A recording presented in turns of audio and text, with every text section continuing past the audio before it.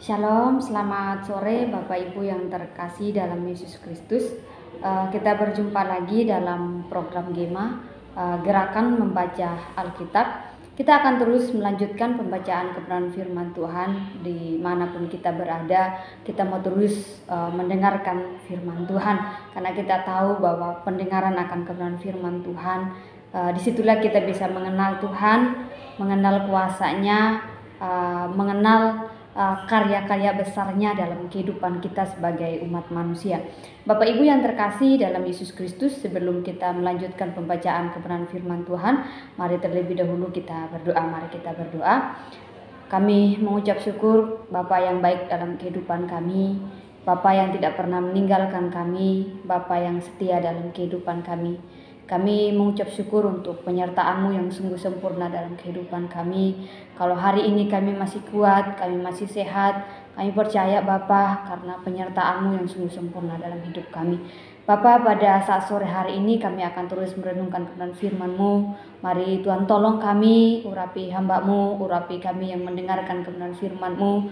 Mari kuasa Roh Kudus-Mu yang memampukan kami untuk mengerti dengan baik isi hati-Mu dalam hidup kami Bapa.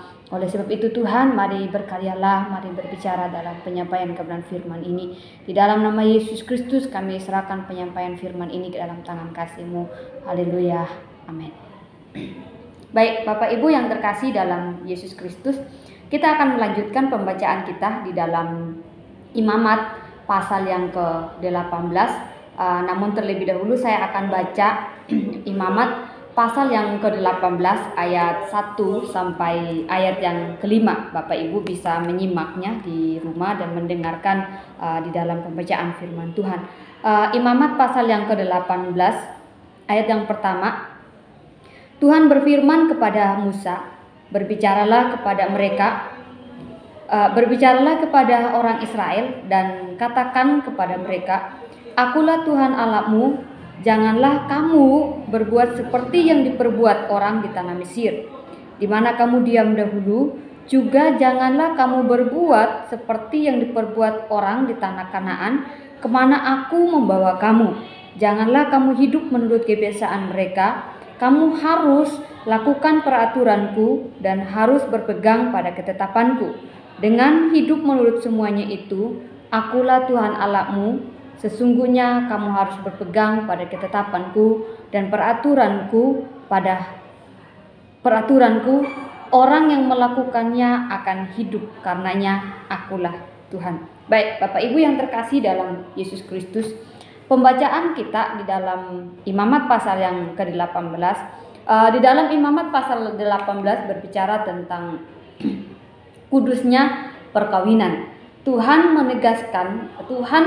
berfirman kepada Musa pada saat itu untuk menyampaikan kepada orang-orang yang ada di Israel bahwa bagaimana mereka mengikuti aturan Tuhan, bagaimana mereka harus hidup selayaknya sebagai seorang umat Tuhan.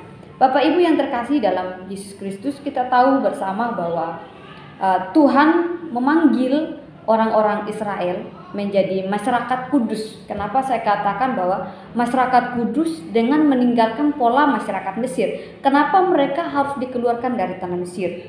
Tujuannya adalah supaya mereka menjadi umatnya Tuhan.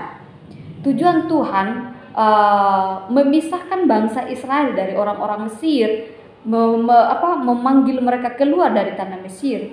Tujuannya adalah supaya mereka menjadi umatnya Allah, menjadi umat pilihannya Allah sendiri. Kalau umat pilihan Allah sendiri, tentu cara hidup mereka, pola hidup mereka harus berbeda dari orang-orang Mesir. Sehingga di sini kita lihat bahwa Tuhan memanggil orang Israel menjadi umat pilihannya Allah, umat kudusnya Allah, sehingga mereka, umat Israel ini harus meninggalkan cara hidup yang mereka hidupi di tanah Mesir. Mereka harus tinggalkan itu.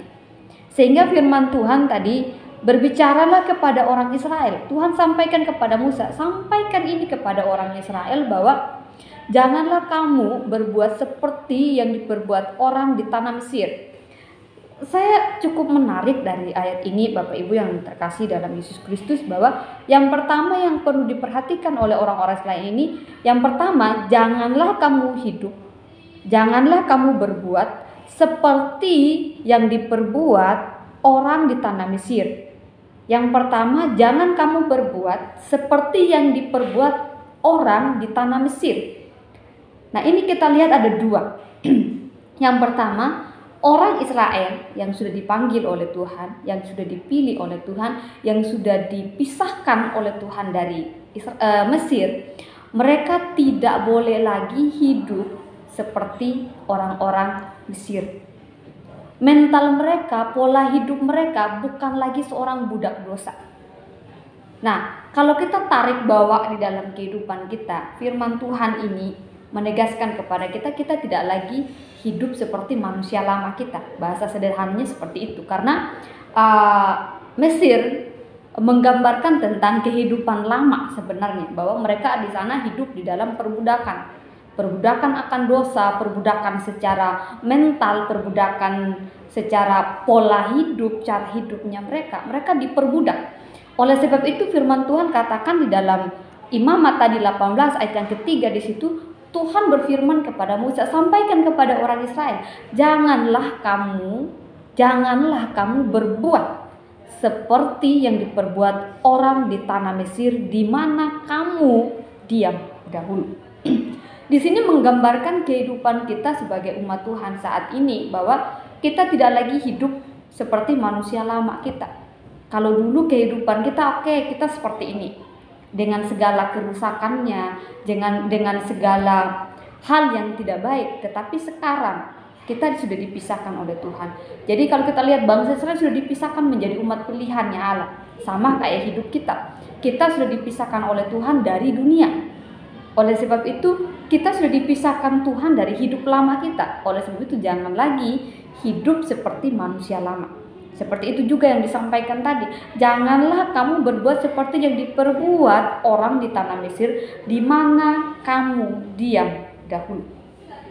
Ini menggambarkan tentang kehidupan lama kita, manusia lama kita yang perlu kita tinggalkan, atau kehidupan keluarga kita dulunya yang tidak sesuai dengan kebenaran firman Tuhan. Kita tidak lagi hidup seperti itu. Ya, saya sangat diberkati bahwa kalaupun kita terlahir dari keluarga yang memang tidak memuliakan Tuhan, maka kita tidak lagi hidup seperti itu. Harus berbeda dari mereka, harus berbeda dari kehidupan yang dulu, atau kehidupan yang dijalani oleh keluarga kita, yang dijalani oleh orang-orang terdahulu kita. Oleh sebab itu firman Tuhan, janganlah kamu berbuat seperti yang diperbuat orang di tanah Mesir, di mana kamu diam dahulu. Di mana kamu diam dahulu, di mana kamu hidupi dulu, tinggalkan itu. Tidak lagi kamu hidup seperti mereka. Ini firman Tuhan. Ini sangat memberkati saya secara pribadi, bahwa kalau kita dari latar belakang budaya, keluarga, kehidupan yang memang tidak mempermuliakan Tuhan, maka hari ini ketika kita sudah dipanggil oleh Tuhan, sudah dipilih oleh Tuhan, sudah dipisahkan oleh Tuhan, maka kita harus meninggalkan pola hidup. Artinya cara hidup yang lama, cara hidup yang dulu kita harus tinggalkan itu. Ini adalah pesan firman Tuhan. Itu yang pertama yang perlu kita perhatikan di sini, bagaimana kita sebagai orang yang dipilih Tuhan, orang yang dipanggil Tuhan, orang yang sudah dikuduskan oleh Tuhan, kita tidak lagi hidup seperti dulu, atau seperti pola hidup keluarga kita yang tidak memuliakan oleh Tuhan, tidak memuliakan Tuhan. Bukan berarti kita memisahkan diri dari keluarga, tidak. Tetapi maksudnya adalah pola hidup, cara hidup yang tidak berkenan kepada Tuhan, atau yang tidak mempermuliakan Tuhan, kita tidak lagi hidup di sana.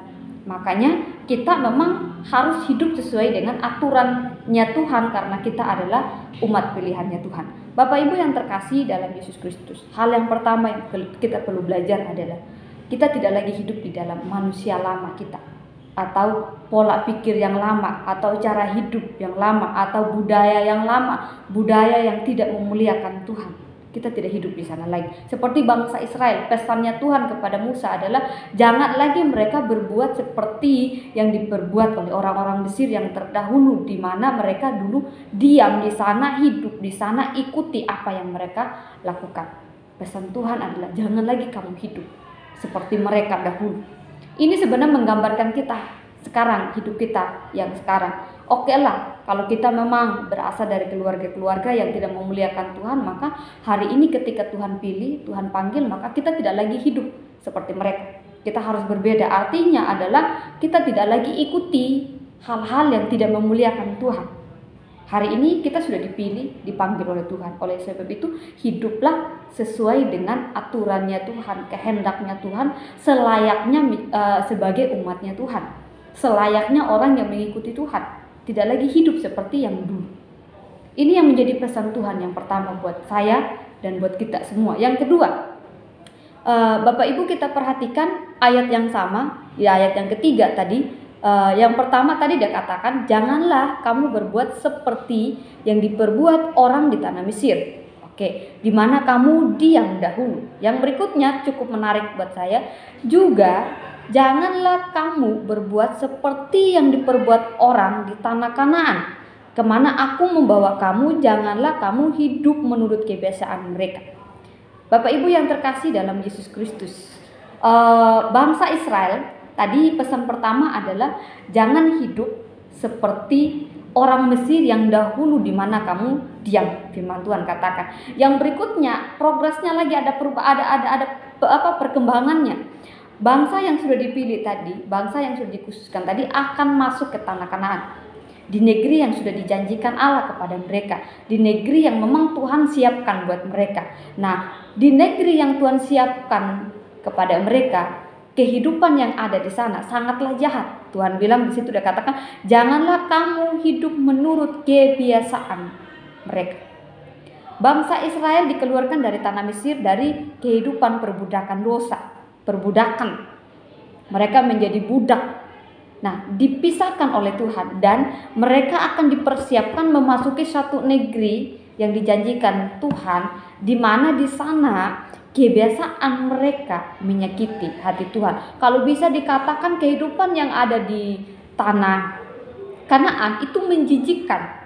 Orang-orang yang ada di tanah Kanaan, yang menduduki tanah Kanaan, kejahatan mereka dikatakan, firman Tuhan katakan, ada ayat yang nanti saya akan bacakan. Di situ dikatakan kejahatan mereka sangatlah menjijikkan di mata Tuhan. Nah, Bapak Ibu yang terkasih dalam Yesus Kristus, kalau kita menarik garis merahnya sekarang kehidupan kita, kita ada di tengah-tengah dunia, di tengah-tengah zaman, di tengah-tengah kondisi, keadaan, perkembangan yang sangat luar biasa, di mana kejahatan kalau dulu sesuatu yang jahat itu tampil dengan sesuatu yang menyeramkan, sesuatu yang tidak baik itu kayak apa, contohnya kayak kita bilang hantu atau setan atau apa. Bagi yang ada di konsep berpikirnya kita dulu sesuatu yang mengerikan, tetapi tidak dengan sekarang. Sekarang sesuatu yang jahat dibungkus dengan sesuatu yang indah, yang bagus. Jadi sekalipun itu jahat, tetapi itu itu tidak sekalipun itu kelihatannya indah, tetapi di dalamnya ada kejahatan gitu. Contoh, ada hal kecil, beberapa waktu yang lalu kami lewat ada satu gambar, satu tulisan besar, di dalamnya itu mewah sekali gitu. Mewah sekali, bagus sekali, mewah, full AC dan segala macam. Tapi tulisan depannya itu bagi saya secara pribadi itu mengerikan, legion. Kalau kita baca di dalam Alkitab itu artinya adalah setan yang lebih, iblis atau roh jahat yang lebih jahat dari roh jahat yang pertama. Ada ketika artinya adalah kata tulisan itu adalah arti yang sangat tidak baik sebenarnya, tetapi dibungkus dengan sesuatu yang mewah, yang bagus, yang disukai oleh semua orang. Nah, realita yang kita hadapi sekarang tuh seperti itu. Sesuatu yang jahat dibungkus dengan sesuatu yang tidak baik, dibungkus dengan sesuatu yang menarik, yang pada akhirnya menarik banyak orang, menarik banyak mata, banyak pengunjung, yang pada akhirnya sebenarnya di dalamnya adalah kejahatan sebenarnya, atau hal-hal yang tidak baik sebenarnya. Nah, ini adalah keadaan kita sekarang. Realitanya ya hal kecil adalah tentang hal besar sih yang sedang merajalela ya adalah kehidupan sekarang. Kalau dulu laki-laki suka sama laki-laki, perempuan suka sama perempuan. Kalau dulu itu sesuatu yang disembunyikan sekali. Tetapi sekarang dengan berbagai macam dalil, berbagai macam pandangan orang, itu sesuatu yang biasa saja.